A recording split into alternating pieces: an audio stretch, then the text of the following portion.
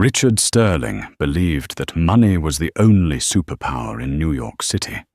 When he handed Charlotte the divorce papers, stripping her of the penthouse, the jewels, and the status, he thought he was sending a lamb out into the wilderness to be eaten. He looked at her silence and saw weakness. He looked at her tears and saw defeat. But Richard made a catastrophic mistake. He didn't realize that for 15 years, Charlotte hadn't been hiding behind his money. She had been protecting him from hers. And when a vintage Rolls-Royce with diplomatic flags pulls up to the curb to pick her up, Richard is about to learn that some names carry more weight than $1 billion. The ink on the divorce papers was barely dry, yet Richard Sterling looked as if he had just shed 50 pounds of dead weight. He sat at the head of the mahogany conference table in the offices of Blackwood and Calloway, his tailored suit absorbing the sterile light of the boardroom. He didn't look at Charlotte. He looked through her, his gaze fixed on the skyline of Manhattan, visible through the floor-to-ceiling windows, a city he believed he owned. "It's done," Richard said, capping his gold Mont Blanc pen with a satisfying click. He slid the documents across the table toward his attorney, Preston Calloway. "The settlement is finalized. The funds will be transferred to whatever account you've set up, Charlotte." Charlotte sat opposite him. She was composed, her hands folded neatly in her lap.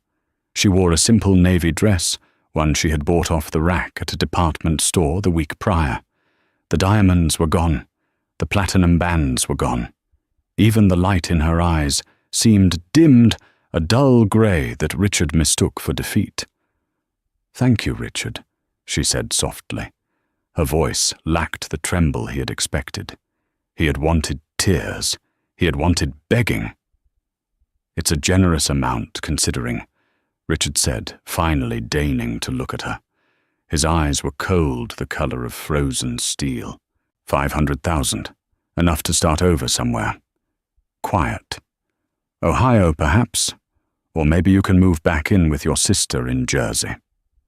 Preston Calloway cleared his throat, adjusting his spectacles. Per the prenuptial agreement of 2011, Mr. Sterling retains full ownership of Sterling Global, the properties in East Hampton and Aspen, and the primary residence on Fifth Avenue. Ms. Sterling retains her personal effects and the lump sum mentioned. It was a bloodbath disguised as a legal proceeding. Richard had built Sterling Global on the back of Charlotte's connections, her charm, and her ability to smooth over his abrasive nature with the old money families of the Northeast.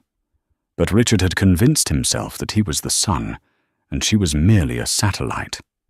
He had met a younger woman, a 24-year-old model named Tiffany, with a vacuous laugh and an Instagram following that Richard mistook for social capital.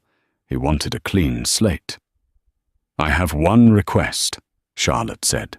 The room went silent. Richard smirked. "The artwork. The jewelry, Charlotte, we went over this. You leave with what you came with, which, if I recall, was debt and a liberal arts degree. The invite," Charlotte said, her voice steady, "to the chaotic charity gala at the Met next month, the foundation ball." Richard laughed. It was a barking, ugly sound. "The foundation ball, Charlotte, tickets are $50,000 a plate. And besides, it's for the inner circle. You're not relevant anymore. You're a civilian now." "My name is still on the committee list," she countered. "Removed this morning," Preston interjected smoothly. "At Mr. Sterling's request. It would be awkward for everyone involved." Charlotte stood up. She picked up her handbag, a worn leather tote, not the Birkin she used to carry. "Very well.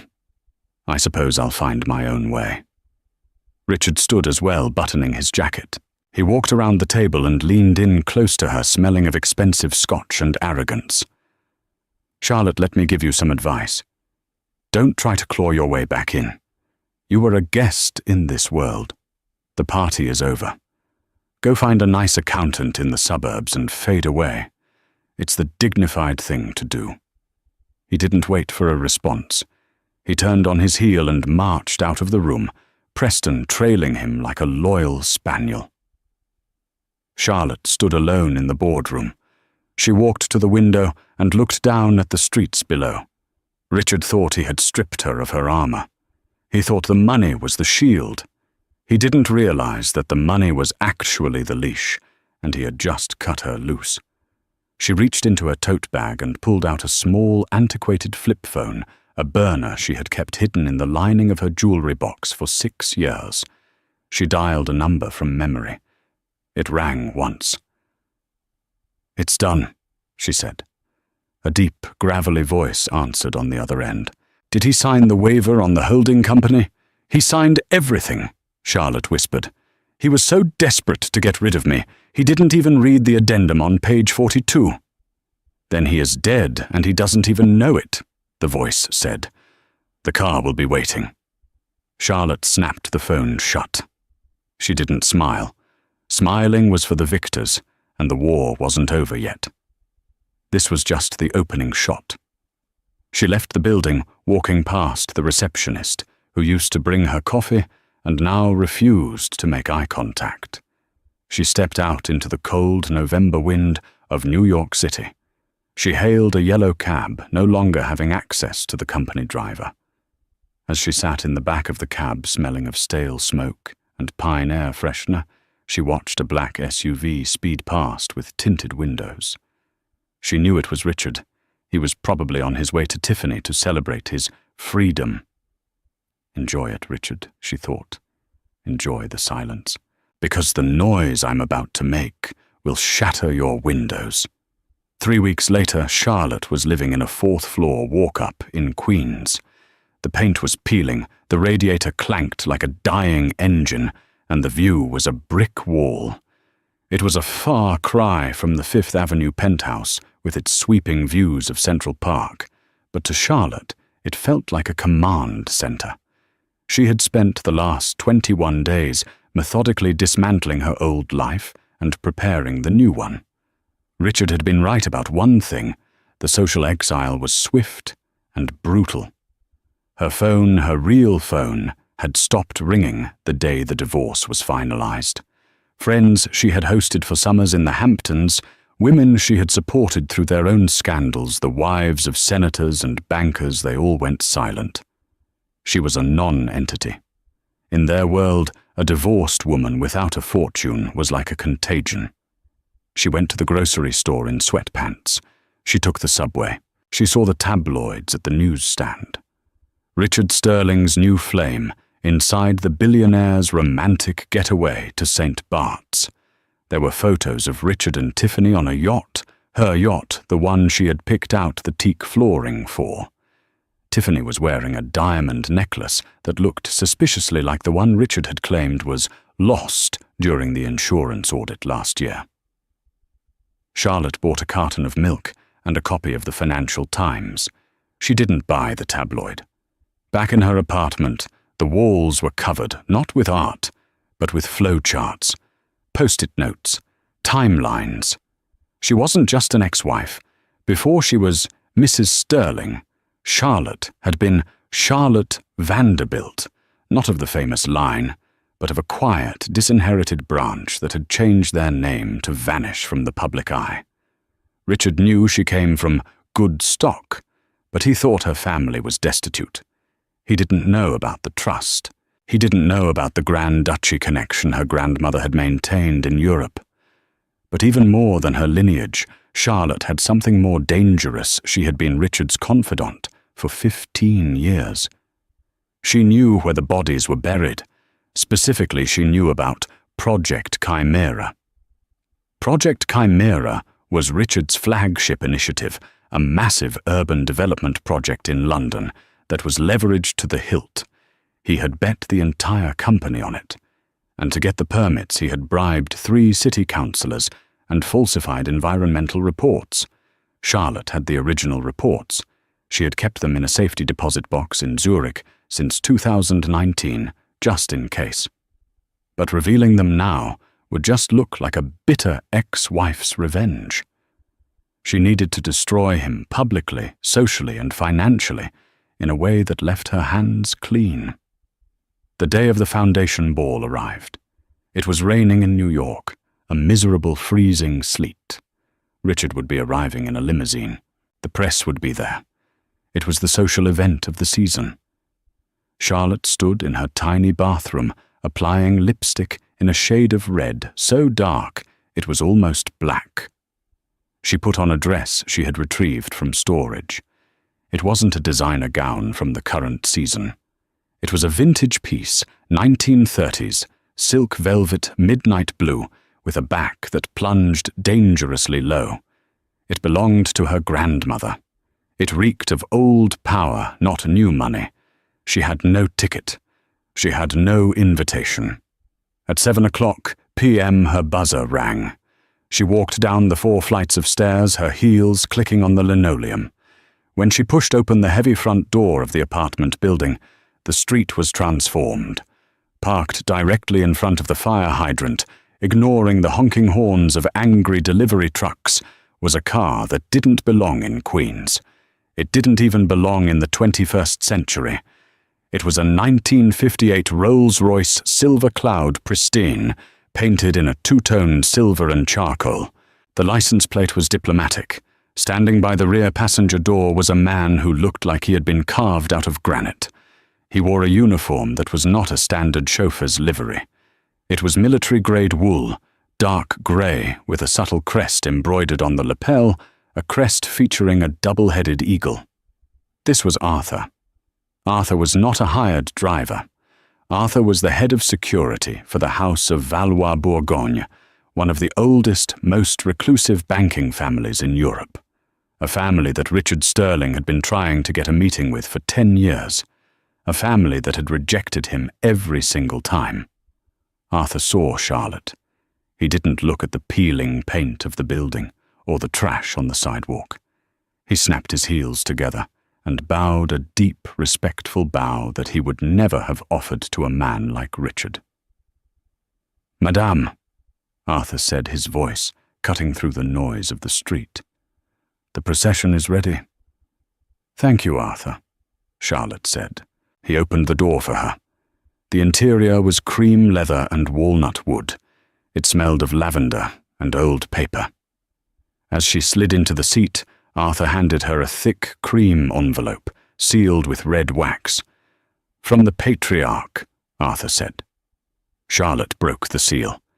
Inside was a single card. "The seat at the head of the table is empty. It is time you took it. H." Charlotte looked out the window as the car pulled away, gliding over the potholes as if they didn't exist. They weren't heading to the airport.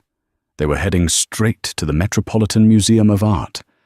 Richard was currently walking the red carpet, Tiffany on his arm, flashing his teeth at the cameras, thinking he was the king of New York. He had no idea that the Queen was coming, and she was bringing the guillotine. The red carpet outside the Metropolitan Museum of Art was less of a walkway and more of a gladiatorial arena. The air was thick with the frenetic energy of flashing bulbs, shouting photographers, and the desperate, cloying scent of ambition. Rain slicked the crimson runner, turning it into a mirror that reflected the distorted egos of New York's elite. Richard Sterling stepped out of his elongated black Mercedes Maybach, the flashbulbs erupting like a strobe light storm. He buttoned his tuxedo jacket, a custom Tom Ford, that cost more than the average American car, and turned to offer a hand to Tiffany. Tiffany emerged a vision in electric pink sequins. It was a loud dress, a look-at-me dress. She beamed, waving at cameras that were mostly focused on the A-list actress, standing 10 feet away. Richard placed a proprietary hand on the small of her back, guiding her forward. He felt the familiar rush of adrenaline. This was his kingdom. He had shed the dead weight of his marriage. His stock price was up 3 points, and he was walking the Met Gala carpet with a woman 20 years his junior. Richard, over here, is it true Sterling Global is breaking ground in London next month?" a reporter from Bloomberg shouted. Richard paused, flashing his practiced wolfish grin. "London is just the beginning," he quipped, projecting his voice. "We're building the future." He felt a vibration in his pocket. His phone. He ignored it. Probably Preston Calloway updating him on the final transfer of the settlement funds. He wanted Charlotte to see the notification that her paltry exit package had cleared. He wanted her to feel the finality of it. "You look tense, baby," Tiffany whispered, squeezing his arm. Her nails were long, manicured talons. "Just business," Richard muttered, scanning the crowd. He was looking for Alexander Croft, the CEO of Sovereign Bank. Richard needed a bridge loan to cover the cost overruns on Project Chimera, and Croft had been dodging his calls for weeks. He spotted Croft near the entrance talking to a senator. Richard began to steer Tiffany towards them, preparing his pitch, when the atmosphere on the red carpet shifted. It wasn't a sound. It was the sudden absence of it. The aggressive shouting of the paparazzi died down, replaced by a confused murmur. Heads turned. Even the security guards, usually stone-faced, looked unsettled. Richard turned to look back at the curb. Rolling through the blockade of modern limousines and SUVs was a vehicle that looked like it had driven straight out of a history book. It was the Rolls-Royce Silver Cloud Charlotte had entered in Queens, but under the harsh lights of the gala, it looked like a weapon. The two-tone silver and charcoal paint absorbed the flashbulbs rather than reflecting them. It moved with a heavy, silent grace, parting the sea of lesser cars. The vehicle didn't stop at the designated drop-off point where the valets were waiting. It rolled past them, ignoring the frantic waving of the event coordinator, and pulled up directly to the base of the stairs, a privilege reserved strictly for heads of state and royalty. "Who is that?" Tiffany asked, popping her gum. "Is it the president?" Richard frowned. "No, the president is in D.C., probably some rented prop for a rapper." The car came to a halt. For a long 10 seconds, nothing happened. The tinted windows remained black. The rain drummed rhythmically on the steel roof. Then the driver's door opened. Arthur stepped out. In the context of the glitzy gala with men in slim-fit tuxedos and velvet slippers, Arthur looked like a cliff face. His grey military-grade wool uniform was immaculate, the silver buttons gleaming dully. He didn't look at the press. He didn't look at the security team rushing toward him to tell him he couldn't park there. He simply walked around the back of the car, his movement precise and fluid. He opened a large black umbrella, holding it high. Then he reached for the rear passenger handle. "Richard, look," Tiffany said, pointing. "The flag." Richard squinted. On the front fender of the car, a small, stiff flag had been unfurled. It wasn't a national flag. It was a crest, a double-headed eagle on a field of deep maroon. Richard's stomach dropped. He knew that crest. He had seen it on the letterhead of rejection letters from the Valois-Bourgogne banking dynasty for a decade. Impossible. The rear door swung open. A leg appeared. Not a bare leg in a high slit like Tiffany's.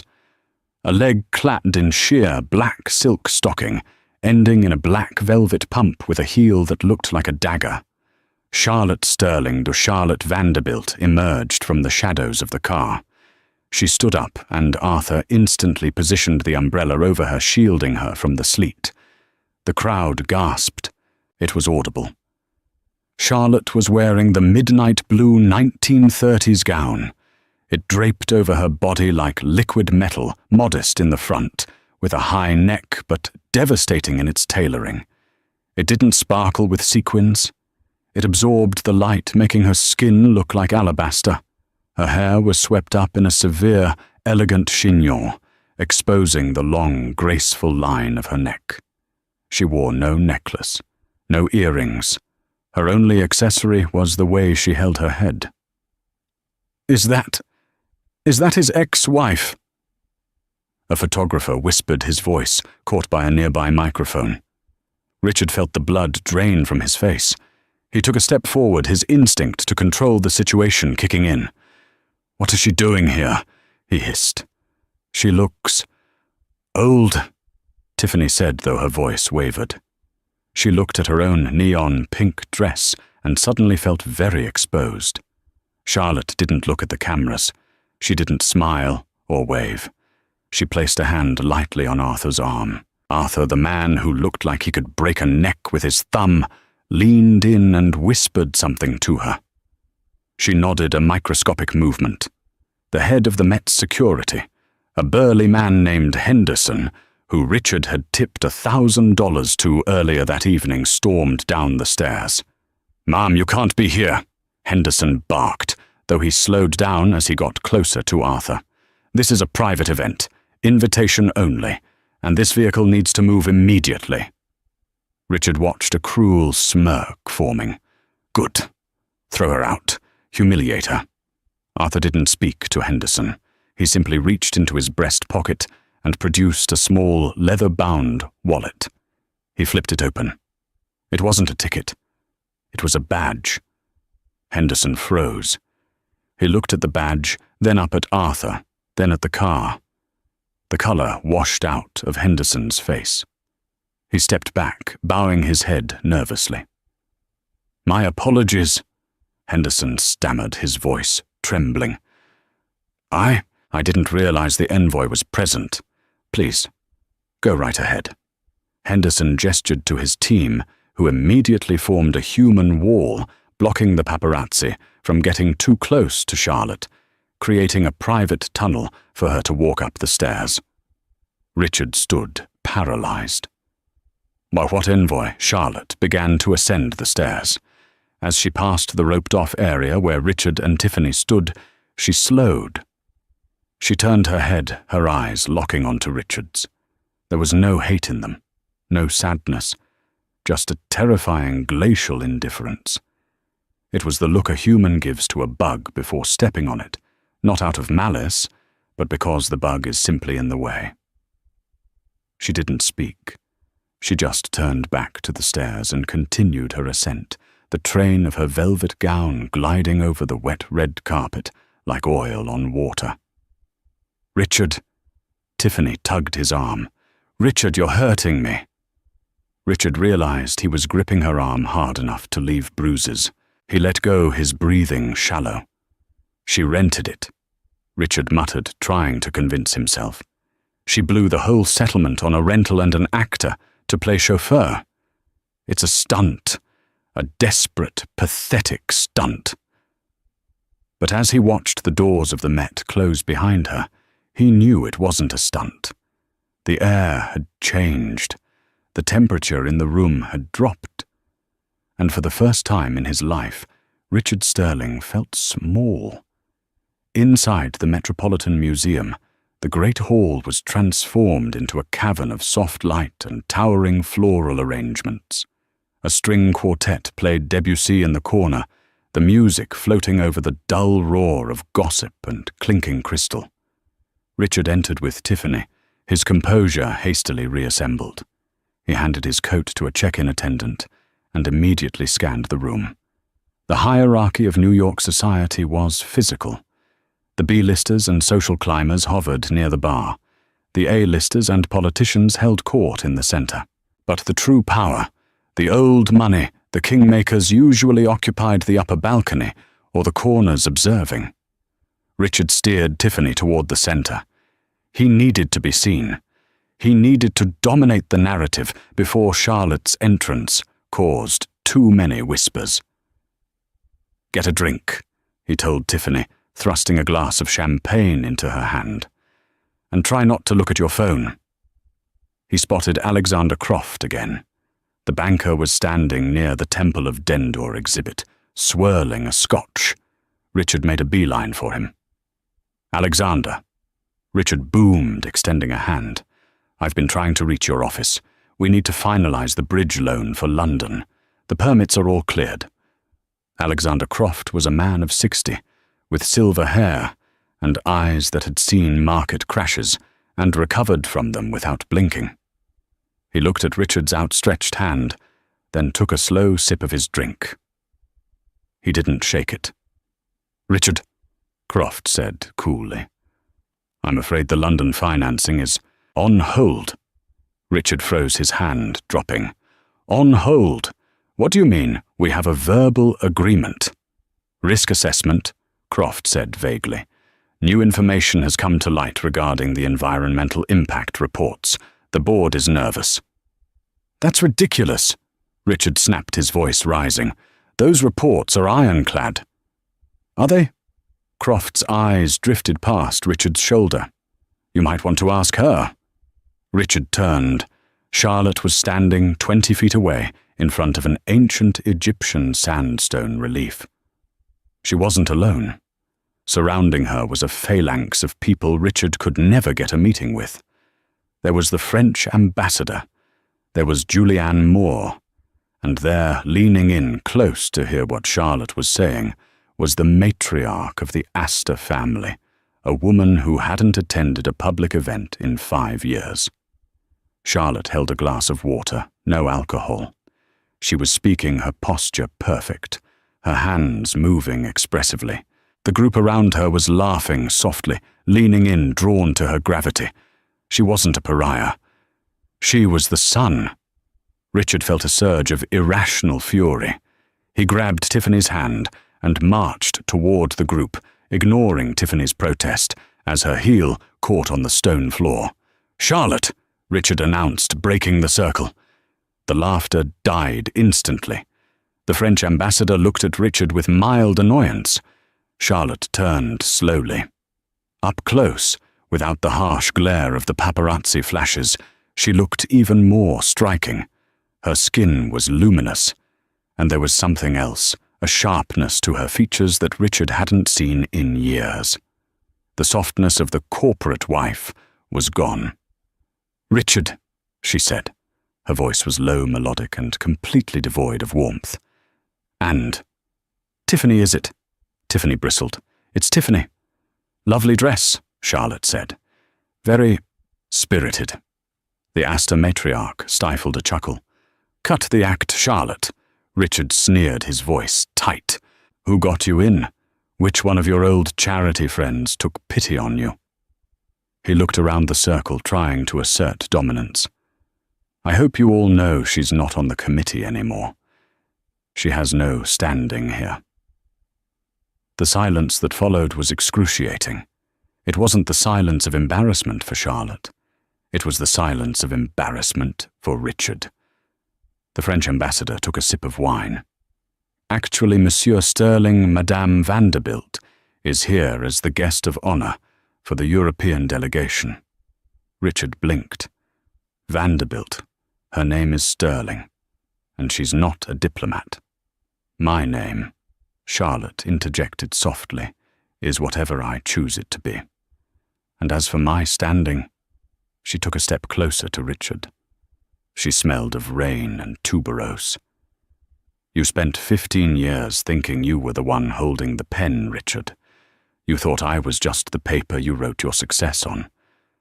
But you forgot something. Paper can burn. You're drunk." Richard scoffed, though he noticed her glass was clear water. "Go home to your apartment in Queens, Charlotte. You're embarrassing yourself." "Queens is quite grounding," Charlotte said. "It gives one time to think, time to organize. Paperwork." She let the word hang in the air. "Paperwork." Richard's eyes narrowed. "What paperwork?" "The Chimera files," she whispered loud enough only for him and Croft, who had drifted closer to hear. "The original soil samples, the emails to Councillor Evans, the bribes masked as consulting fees. It's amazing what one finds when one packs their own boxes." Richard felt the blood leave his extremities. You signed a non-disclosure." "I signed a non-disclosure regarding Sterling Global Proprietary Secrets," Charlotte corrected, her voice razor sharp. "I did not sign a non-disclosure regarding criminal activity. That, Richard, is a civic duty."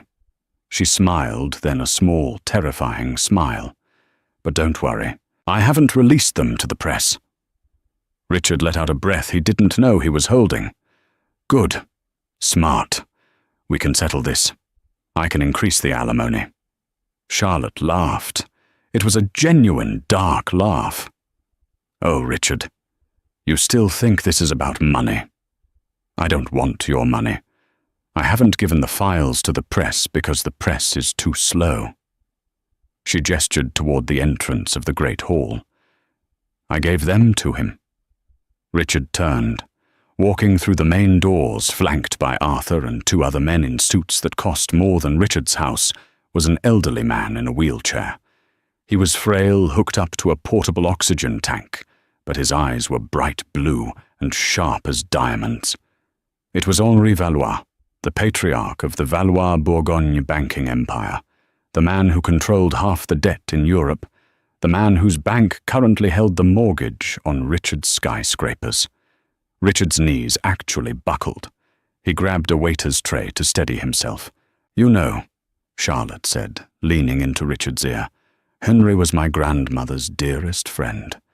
They spent summers together in Lake Como before the war. He was heartbroken when I married you. He thought you were common, but I told him you had potential. She stepped back, looking at Richard with pity. He's very disappointed to hear how you treated his goddaughter. And Henri, well, he takes these things very personally. Henri Valois' wheelchair stopped 10 feet away. The old man looked at Richard. He didn't speak. He simply raised one trembling finger and pointed at him, then made a slashing motion across his throat. It wasn't a threat of violence. In the world of high finance, it was something far worse. It was a liquidation order. Alexander Croft, seeing the gesture, immediately stepped back from Richard. Richard, Croft said loudly, I think it's best if we cancel that meeting next week. Sovereign Bank is pulling out. Wait, Richard cried, reaching out. Alexander, please, it's a misunderstanding. But the crowd was already turning their backs. The circle closed around Charlotte and Henri Valois, shutting Richard out. He stood there in the middle of the Met Gala, holding a warm glass of champagne, realizing that the ceiling wasn't falling, the floor was opening up, and Charlotte was the one pulling the lever. The morning after the Met Gala, Richard Sterling woke up in his Fifth Avenue penthouse, but the silence that greeted him wasn't the peaceful quiet of luxury. It was the suffocating silence of a tomb. He reached for his phone on the nightstand. Usually by 8 a.m., his screen would be a chaotic stream of notifications, market updates, sycophantic texts from board members, confirmations for lunch at Le Bernardin. Today there were only 3 notifications. One was a Google alert for his own name. The second was a voicemail from Preston Calloway, his attorney. The third was a text from Tiffany. He opened the text first. Richard, I'm going to my mum's for a few days. The paparazzi outside are too intense. Don't call me. Richard scoffed, tossing the phone onto the duvet. Coward. She was happy to drink his champagne when the cameras were flashing, but the moment the temperature dropped, she fled. He rolled out of bed, his head pounding from the whiskey he had consumed after returning home in a rage. He walked into the living room, the floor-to-ceiling windows offering a panoramic view of Central Park, but his eyes were drawn to the coffee table. The morning editions of the papers were spread out, delivered by his housekeeper, Rosa. The headlines were not about his business prowess. The New York Post screamed, "The X Factor Sterling, scorned as Vanderbilt heiress, steals the show." The Wall Street Journal, usually, his safe harbor, had a smaller, more devastating sidebar, Sovereign Bank. Pauses, Sterling lending amidst regulatory rumors. Rumors, Richard muttered, pouring himself a glass of orange juice. His hand shook slightly. Just rumors. I can fix this. He showered, dressed in his armor, a charcoal pinstripe suit, and called for his driver. The line rang and rang. Finally, a dispatcher picked up. "Mr. Sterling." The voice was awkward. "We've been instructed by the leasing company to suspend service. The account is 60 days past due." "Past due? I'm a billionaire!" Richard screamed. "It's a clerical error. Send the car." "I'm sorry, sir. The vehicle has been recalled." Richard slammed the phone down. He had to take an Uber to his own skyscraper. When he arrived at Sterling Global, the atmosphere was funereal. The receptionists didn't look up. Junior analysts huddled in corners whispering. As he marched toward his office, he saw Preston Calloway waiting by his door. Preston looked like he hadn't slept. "Inside," Preston said, ushering Richard into his own office and closing the blinds. "What is going on, Preston?" Richard demanded, loosening his tie. "Why is the car service suspended? Why is Tiffany ghosting me?" Preston placed a thick file on the desk. "It's the Valois Group, Richard. They didn't just pull the funding for the London project. They bought your debt." Richard froze. "What?" "The bridge loans you took out last year to cover the expansion, the ones held by Deutsche Bank and J.P. Morgan Valois Bourgogne, bought them all up this morning at a premium. They now hold 80% of your personal and corporate debt. So I'll pay them interest. What's the problem?" "The problem," Preston said, his voice dropping to a whisper, "is the accelerator clause. It's a standard clause in high-risk loans, but usually banks never trigger it unless there's a default. But because of the morality and reputational risk provision in your contract, the one you signed without reading the fine print, they have declared you a high-risk liability." Richard sat down heavily in his leather chair. "English Preston?" "They've called in the loans, Richard. All of them. Immediately. You owe them $400 million. By close of business, Friday." Richard laughed. It was a dry, hysterical sound. "I don't have 400 million liquid. It's all tied up in stock and real estate." "Exactly," Preston said grimly. "And since the rumor of the environmental fraud leaked, thanks to whoever spoke to the Times this morning, Sterling Global stock has dropped 14% since the opening bell. If you sell assets now, you're selling at a loss. You'll be bankrupt." Richard stared at the wall. He saw Charlotte's face from the night before. Paperwork, she had said. It's amazing what one finds. She hadn't just found the dirt. She had handed the dirt to the executioner, and then handed the executioner the deed to Richard's house. "Get Charlotte on the phone," Richard rasped. "She won't take your call," Preston said. "Then find her. Where is she?" "That apartment in Queens." "She checked out this morning," Preston said. "The landlady said she was picked up by a private helicopter. She's gone, Richard." Richard stood up and walked to the window. He looked down at the ants crawling on the pavement 40 stories below. He realized with a jolt of terror that he wasn't the giant looking down anymore. He was just a man on a ledge. At 3:00 p.m. his secretary, a woman named Janice, who had been with him for 12 years, walked in. She placed her badge on his desk. "Janice, what is this?" "I'm resigning, Mr. Sterling," she said, her voice trembling but firm. "I've been offered a position elsewhere." Who would hire you?" "You're 50 years old," Richard sneered, lashing out. Janice straightened her spine. "The Vanderbilt Foundation, they're opening a new office. The benefits are substantial, and the work environment is respectful." She turned and walked out. Richard was left alone in the silent office. The sun began to set, casting long, jagged shadows across the room. He realized then that Charlotte hadn't just taken his money. She was taking his people. She was stripping the flesh from the bone of his life piece by piece. Friday arrived with the weight of a guillotine blade. The emergency board meeting of Sterling Global was scheduled for 10 a.m. Richard had spent the last 3 days frantically calling every favor he was owed. Senators' hedge fund managers, old college drinking buddies, everyone gave him the same answer, voicemail. He walked into the boardroom, the same room where he had divorced Charlotte less than a month ago. The symmetry was cruel. The board of directors sat around the long mahogany table. 12 men and women who Richard had hand-picked, people he had made rich. They refused to meet his eyes. "Let's get this over with," Richard said, taking his seat at the head of the table. "We have a liquidity issue. I'm proposing a restructuring of the Asia assets to pay off the Valois debt. It's a temporary setback." "We're not restructuring Richard," said Marcus Thorne, the chairman of the board.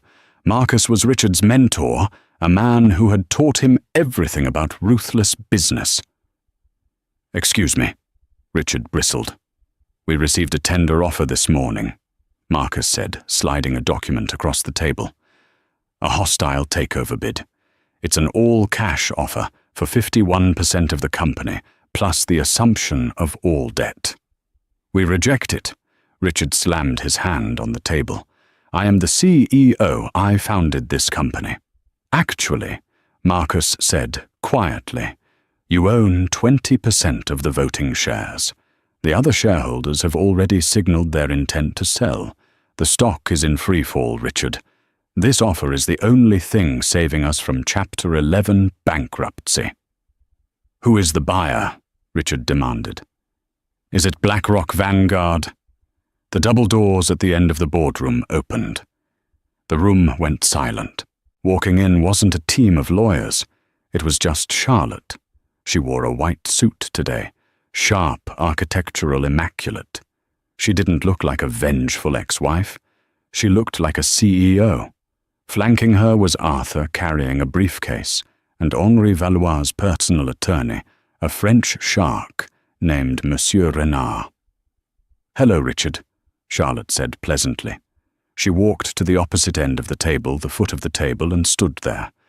But the energy in the room shifted. Suddenly the foot of the table became the head. "You," Richard whispered, "you don't have this kind of money. The settlement was 500,000. "The settlement was pocket money," Charlotte said. She placed her hands on the leather chair.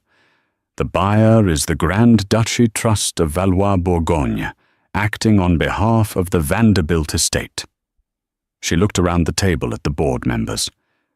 "Gentlemen, ladies, you have the offer. It is contingent on one condition."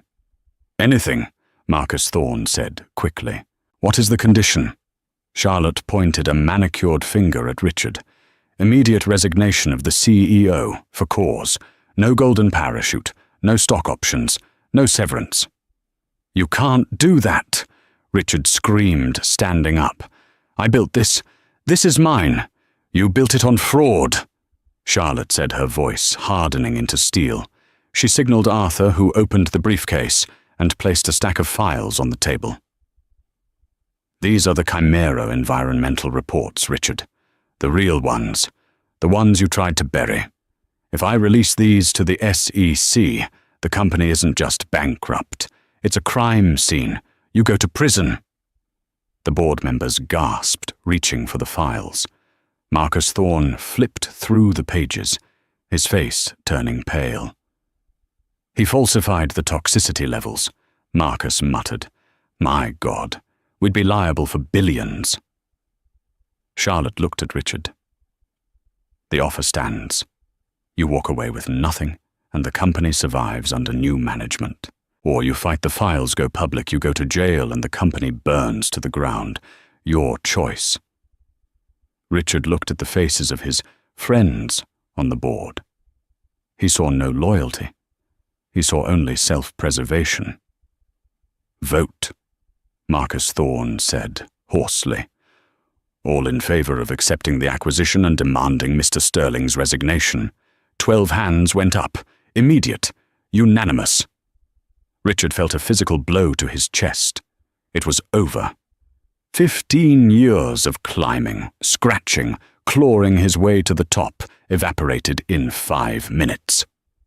"Please remove Mr. Sterling from the premises," Marcus said, not looking at him.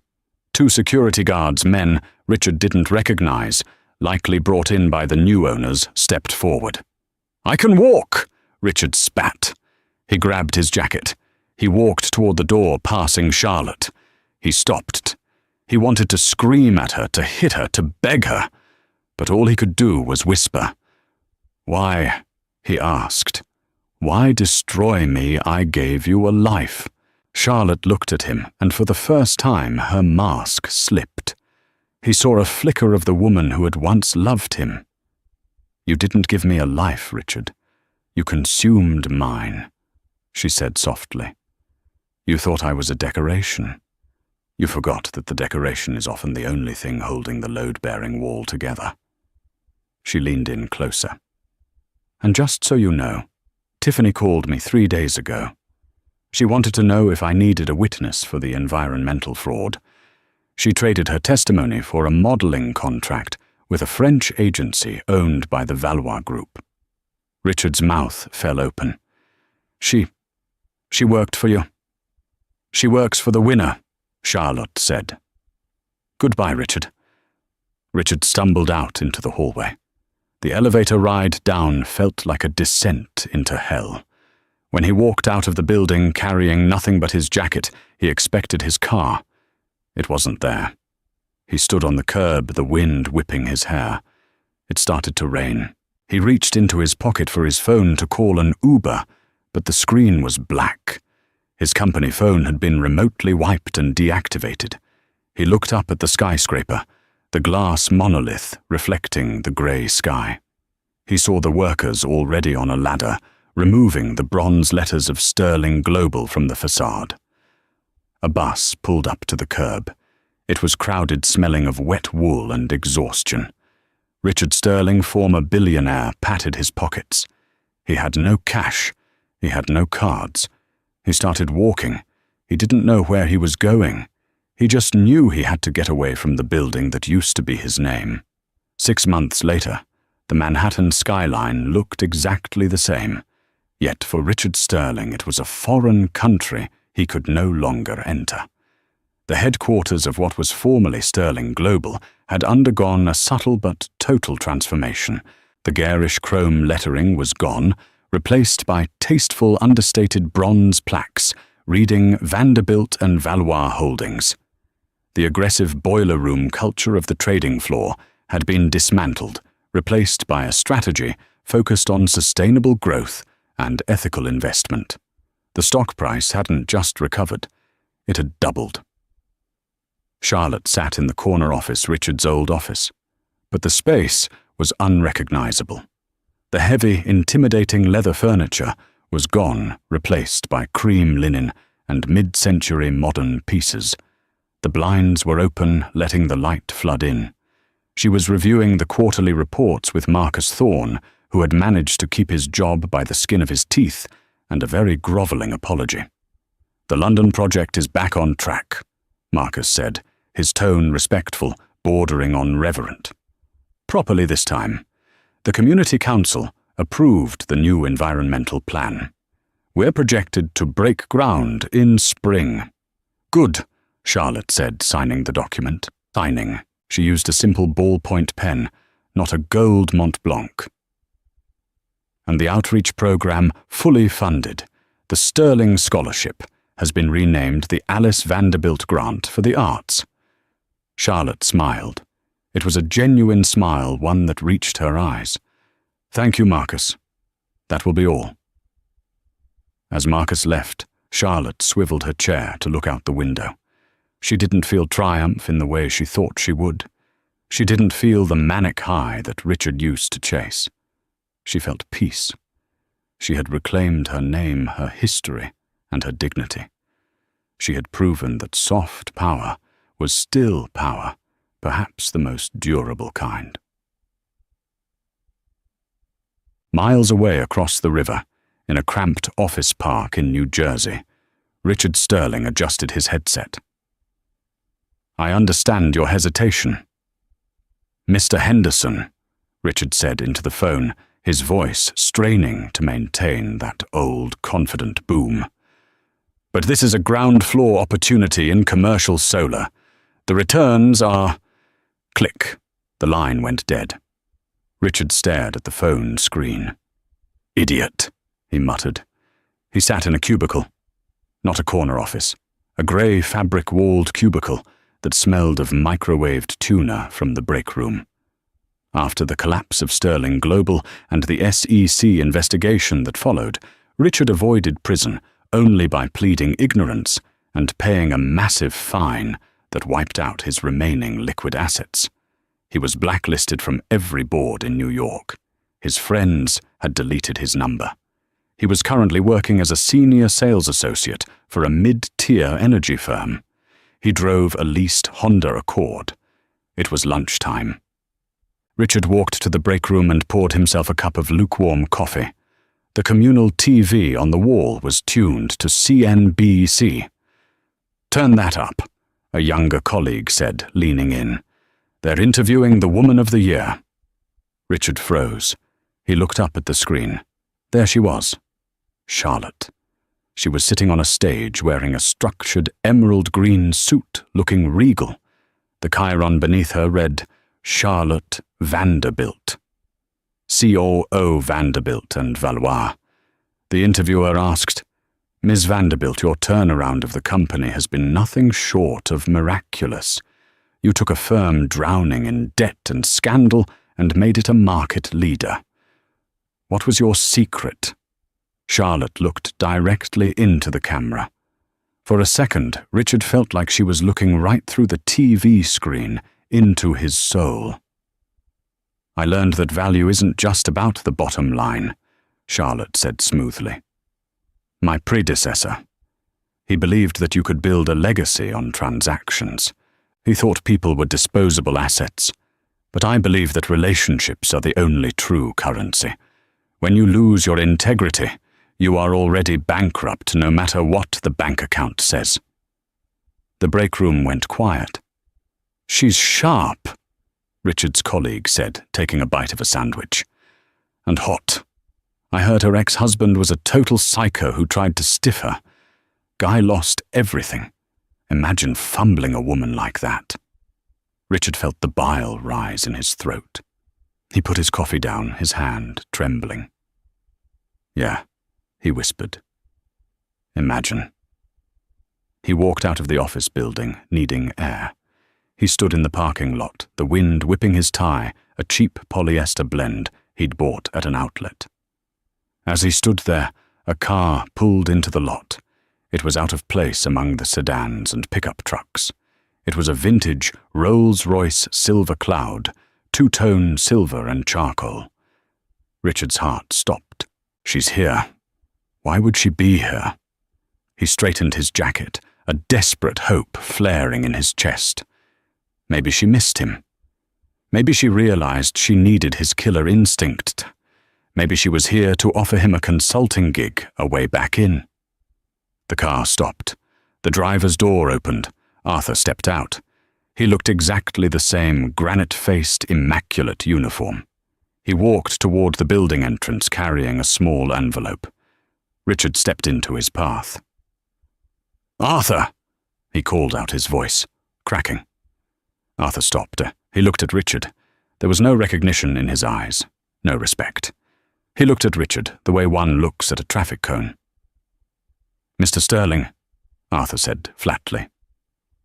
Is she in the car?" Richard asked, craning his neck to look at the tinted windows. "Madame Vanderbilt is in Paris, attending the climate summit," Arthur said. "I am here on an errand for the estate. We are purchasing this industrial park to convert it into a green energy incubator." Richard blinked. "She's buying the building, my building." "She is buying the block, sir." Arthur checked his watch. "If you'll excuse me." He stepped around Richard as if he were a puddle and continued toward the entrance. Richard stood alone in the parking lot. He looked at the Rolls-Royce. It sat there, a silent, gleaming monument to the life he had thrown away because he thought he could do better. He thought Charlotte was the weight holding him down. He realized now, standing in the cold New Jersey wind, that she was the only thing that had ever made him fly. He turned back to his Honda. He had calls to make. He had a quota to hit. The king was dead. Long live the queen. And that is how Charlotte Vanderbilt didn't just win the divorce. She won the war. Richard Sterling spent his life counting pennies, never realizing that the true wealth was sitting right across the dinner table from him.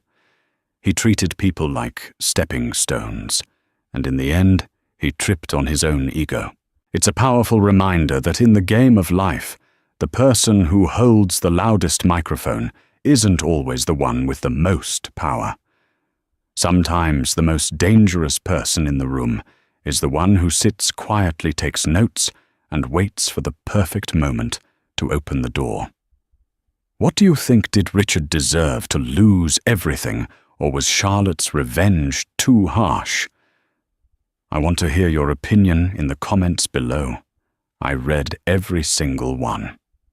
If you enjoyed this story of justice served ice cold, please hit that like button. It really helps the channel.